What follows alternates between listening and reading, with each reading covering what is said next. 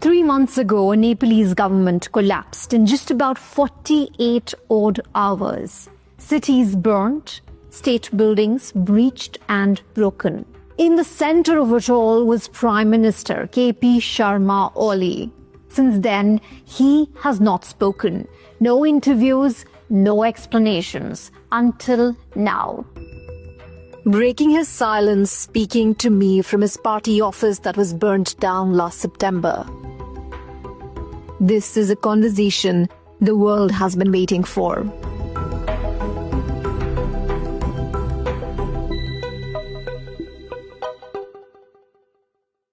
Mr. Oli, the world watched your government fall almost overnight to Gen Z protesters.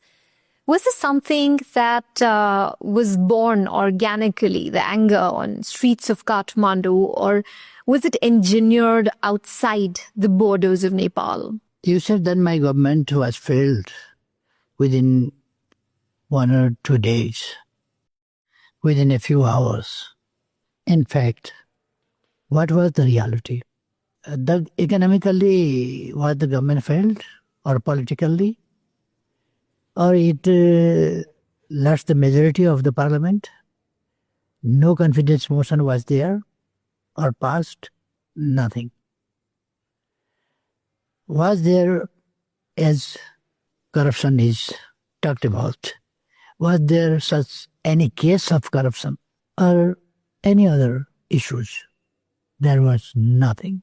Basically, 3 demands were there: good governance, control of corruption, and reopening of the social media platforms, and which we had temporarily controlled to regularize them. And Supreme Court's order and verdict was there to regulate those medias. And we implemented that Supreme Court's verdict. These demands were, which we were supporting them. We were working for them. And my slogan was, I will never do corruption.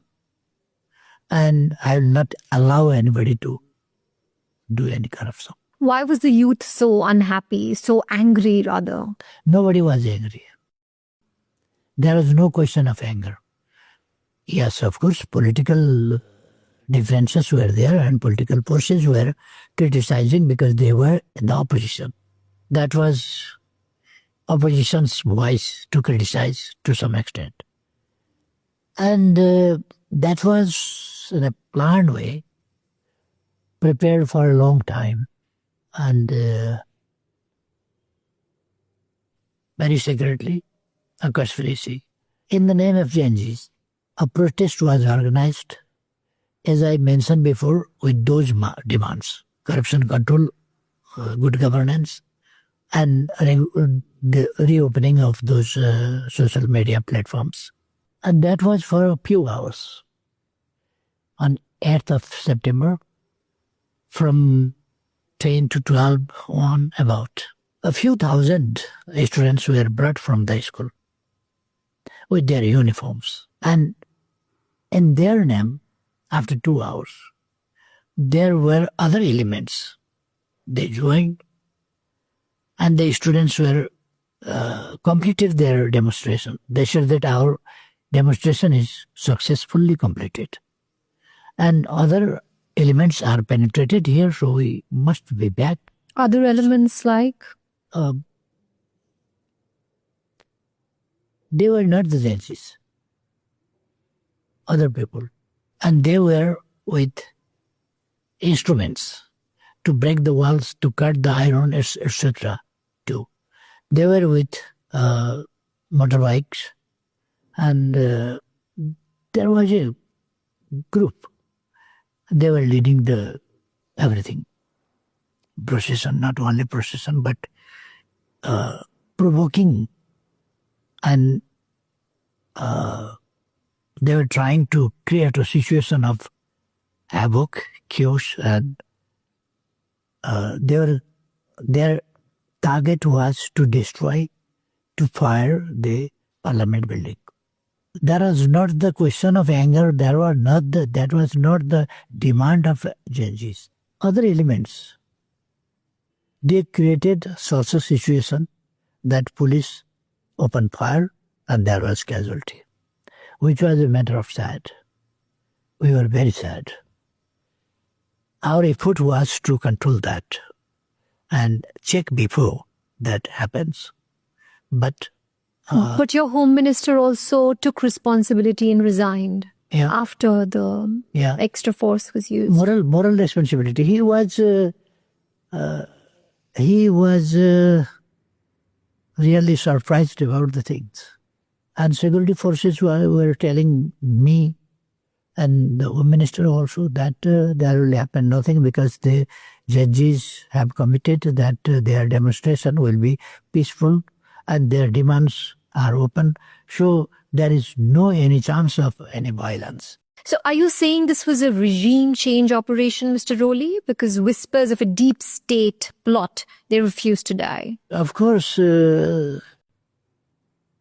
now Human Rights Commission and a commission formed by the government, they are investigating the case thoroughly. But that was not usual and simple thing. That was unusual.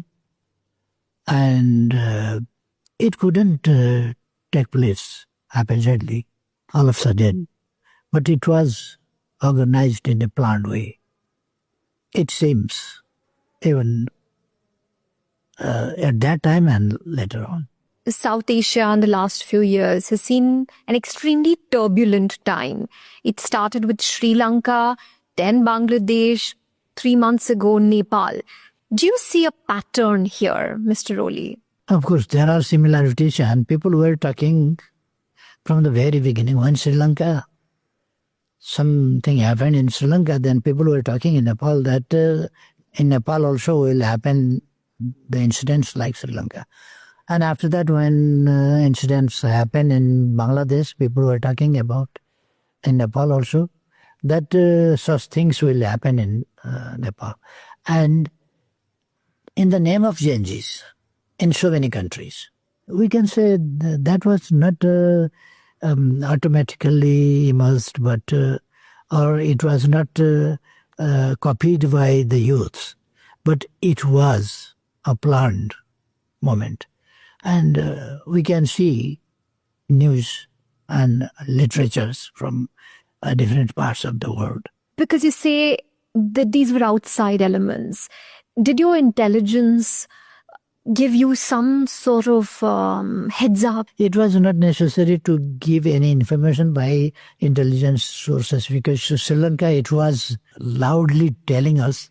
Bangladesh was telling us. Sri Lanka and Bangladesh, it blew over weeks. Nepal, your government fell like a house of cards within hours. It was, to me as a journalist, it seemed a bit different because it was more spontaneous, if I can use that word. Yes. It was prepared for that for many years. Mm-hmm. So it was to some extent out of our capacity, or I must say we were not able. There was threat of all these things. There was threat. And people were talking in the parliament, the leaders were talking and others were talking about these things. Such things will happen. Who will do all these things? But happen. In Sri Lanka, then Bangladesh, when the protests became violent, we saw that the leaders fled, but not you. Why? I do not work against my nation, my people, and the human beings of the world. These three fundamental things are with whom I am always honest. And there is no reason to fly outside, leaving the country. I never leave the country. I trust my people. Yes, of course. There are some bad elements also who burned the country on 8th and 9th of September. So that day I left my residence and I shifted my place to live another place. Were you scared because your house was attacked, your personal residence, it was set on fire? That is a very strange story. Why that was fired? That was not my house. I had resigned and dedicated and gave to the society. That was not my property. That was one clause when I handed over that property to the government. There was one clause that until me and my wife are living, nobody should drive out from that house to us. And now, when we are no more, then that is public property. And that was a museum. Everything I had, I collected there. I got so many gifts, so many things, so many arts, so many writings, so many things, so many documents. There was library and museum. That was not my house. One bed and one kitchen was allowed to use for me. And it was my desire. Everything I handed over. Every property I handed over to the public. So it was not mine. My shelter I was taking there. Only that was. Why that was burned? Very mysterious. So it was not a question of people's anger. But something else was working over there. And yet cities were burned. Your own house, it was set on fire. Here people how can burn their property, neighbor's property, others' property. How they can, if they are in fear mind, how they can burn, you can imagine. But unfair people, paid elements, provoked by somebody else. How I can burn others' house, others' property, government property, public property, enterprises, business houses, departmental stores. How I can plunder, loot others' property. It is not our culture, not our social value. We cannot even imagine such things, but it took place. And it was not only that incident, but it was attack against our democracy, to weaken our country, to replace our constitution, to demolish democracy, and dismantle our property and set back our country again towards the poverty.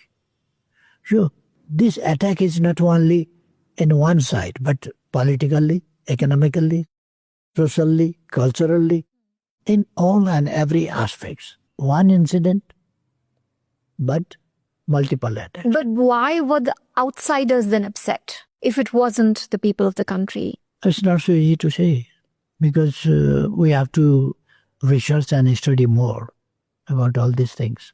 What's the reason? And who is behind this back? What's your best guess? It takes time. It takes time to understand the things in reality. And we should not guess and imagine. Mr. Oli, you were also known for your ties with China, infrastructure, diplomacy. Do you think that strategy maybe was unacceptable to certain Western powers? I'm always in favor of peace, global order. And I'm very serious and anxious about the current global situation too, where there is, it seems that there is no global order. And international organizations are being ineffective to control the violence, etc. So, as you mentioned that, my friendly ties with my friendship with China, my means as the prime minister, as a leader of the country, my friendly relationship with China is reality. My friendly relationship with India is reality. And with other friendly countries, our policy is we have no enemies. All are our friends. I cannot work against any neighbor, and we shouldn't work against any neighbor. And we have policy that will not allow our soil to use against any of our neighbor. 3 months after the country was burned under your leadership, here you are again back into the race for the elections in March. Do you think, Mr. Oli, you could be the Prime Minister of Nepal once again? We are the most popular party in Nepal, one thing. And I'm a leader who worked always since last 60 years for the country. I was elected by the people. Not only I was elected. Some people were telling that I am most unpopular, but most popular vote I got. I got the largest number in the election throughout the country. I got the largest number in the election. So I was the person who was elected by the largest votes of the people in my constituency and throughout the country. So why people are afraid of realizing that probability? And as you asked me before, can I be again the Prime Minister of the country? You asked. It's not my agenda whether I come back or not. But sovereignty of my country should be strengthened. Independence of my country should be strengthened.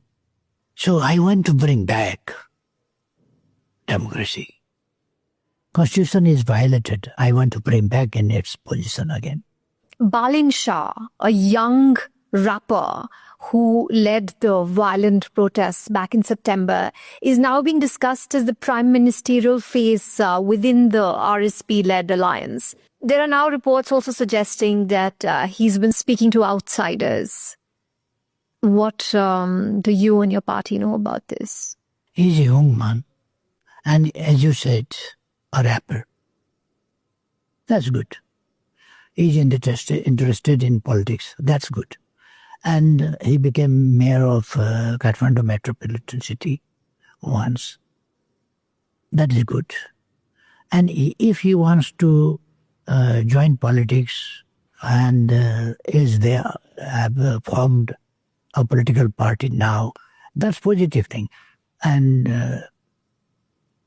I respect that positive attitude of them. They must be responsible because they have political party. They must go to the people.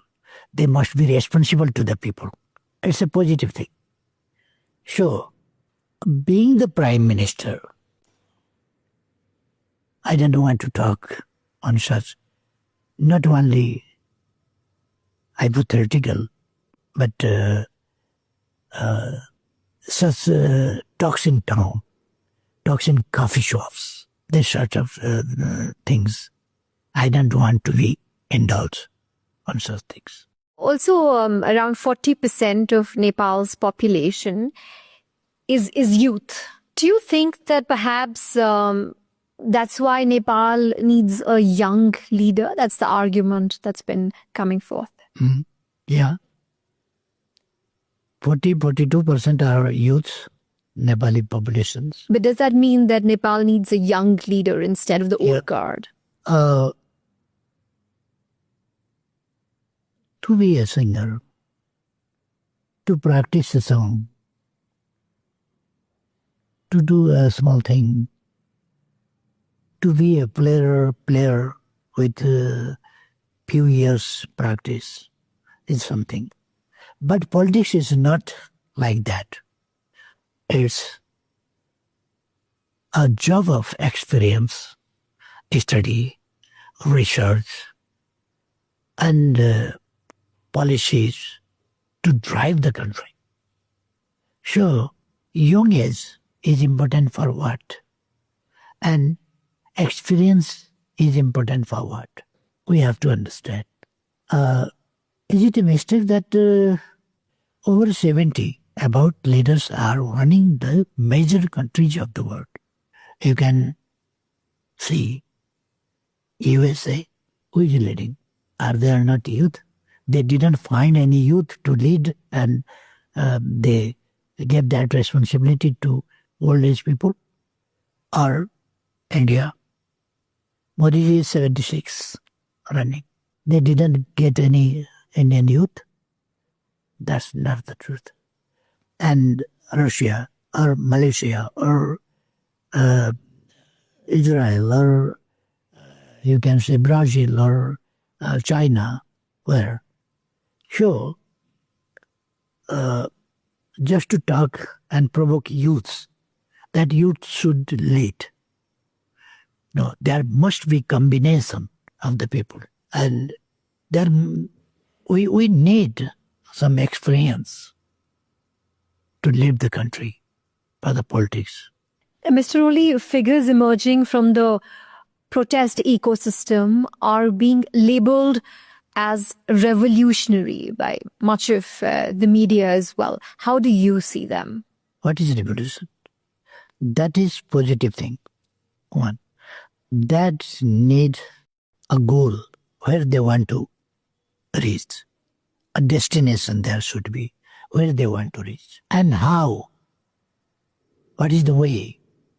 What is the method? How they can reach? To create a chaos, destroy the things, destroy national property, and destroy everything, create a terror in society, and bring a feeling of insecurity in everybody. That is not revolution. That's chaos. That's anarchism. That is violence. Violence and revolution are two different things. In Nepal, which happened on the 9th of September, is not revolution because there is no goal. The goal was only to destroy, to create problem. So that was anarchism. That was violence. That was a destruction. And we cannot glorify such incidents like revolution. And people who did that, we cannot glorify such people. Instead of punishing them, cannot glorify as revolutionaries. Do you think, given the current circumstances, the elections will take place in Nepal? If the environment of election is created by the government, it is in the hand of government.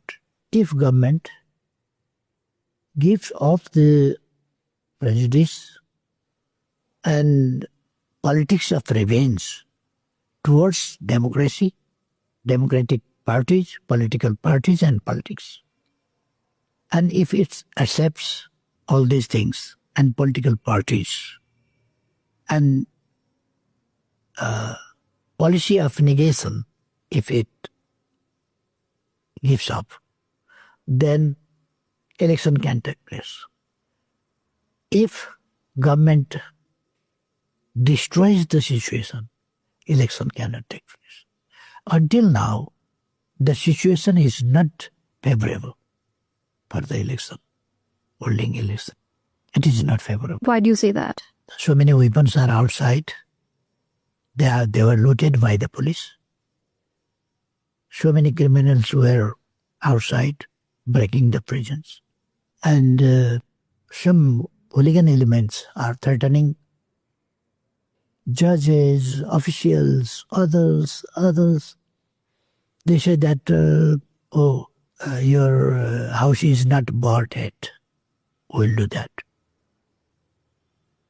And people are afraid of because they have seen unchecked they bought. So this situation should be changed. And there must be reliable, peaceful situation where the voters can go fearlessly to vote. For the voting, they must go. And at the atmosphere of, at the environment of fear. Who are these people? I don't want to name, but they are doing so, some small groups. And Are these also outsiders? backing maybe, I don't know. But why government is afraid of with those people? Why they are not controlled, I don't know. But they are not controlled. They are creating a situation of fear and terror, even now. And in such a situation, the situation is not favorable for the election. Mr. KP Sharma Oli, thank you very much for speaking to us. Thank you very much for coming here and taking this interview with me.